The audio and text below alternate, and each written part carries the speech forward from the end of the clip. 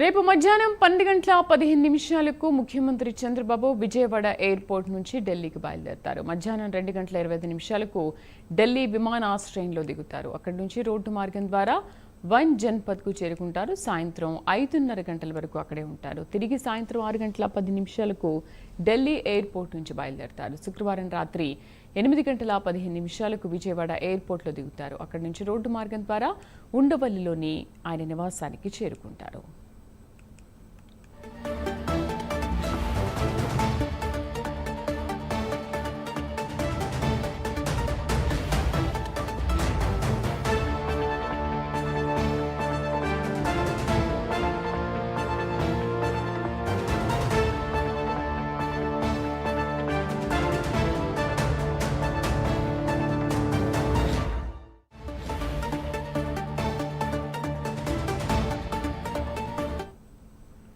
రేపు మధ్యాహ్నం 12:15 CM Chandrababu Vijayawada airport నుంచి ఢిల్లీకి బయలుదేరతారు. మధ్యాహ్నం 2:25 ఢిల్లీ విమానాశ్రయంలో దిగుతారు.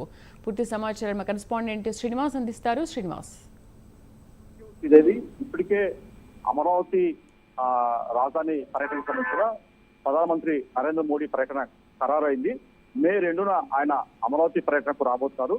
అమరావతి రీలాంచింగ్ కార్యక్రమాన్ని కూడా ప్రధానమంత్రి నరేంద్ర మోడీ చేతుల మీదుగా లాంఛనంగా ప్రారంభించింది కూడా ప్రభుత్వము అన్ని ఏర్పాట్లు చేసింది. అయితే రేపు మధ్యాహ్నం 12 గంటలకు ఏపీ ముఖ్యమంత్రి సీఎం చంద్రబాబు నాయుడు రేపు ఢిల్లీకి వెళ్తున్నారు. ఆయన రేపు 12 గంటలకు ఇక్కడ నుంచి విజయవాడ నుంచి సీఎం చంద్రబాబు నాయుడుతో పాటు ఇద్దరు దంపతులు సతీమణి నారా భువనేశ్వర్ కూడా ఇద్దరు కూడా వెళ్తున్నారు. రేపు మధ్యాహ్నం 2 గంటలకు ఢిల్లీలో చేరుకుంటారు. దాని తర్వాత సాయంత్రం 4 గంటల ప్రాంతం కూడా వాళ్ళు ప్రధాని నరేంద్ర మోడీతో కూడా ప్రత్యేకంగా భేటీ కాబోతున్నారు.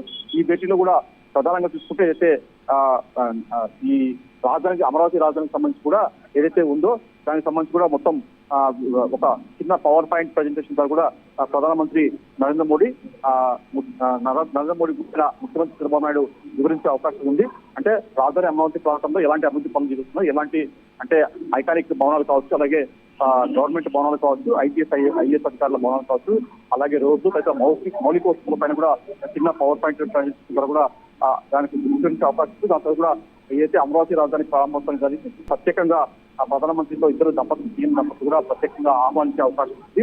దాని తర్వాత ఆయన తిరిగి అదే రోజు కూడా దాదాపు 1,00,000 కోట్లకు సంబంధించి కూడా అమరావతి అన్నది పునఃప్రారంభించడానికి కూడా పనులు చేపట్టారు. ఇవన్నీ వివరించాక ప్రత్యేకంగా ఆహ్వానిస్తారు. దాని తర్వాత తిరిగి సాయంత్రం సతీమణి సీఎంతో పాటు సతీమణి ఇద్దరు కూడా కలిసి తిరిగి విజయవాడకు చేరుకుంటారు. Right Srinivas, thank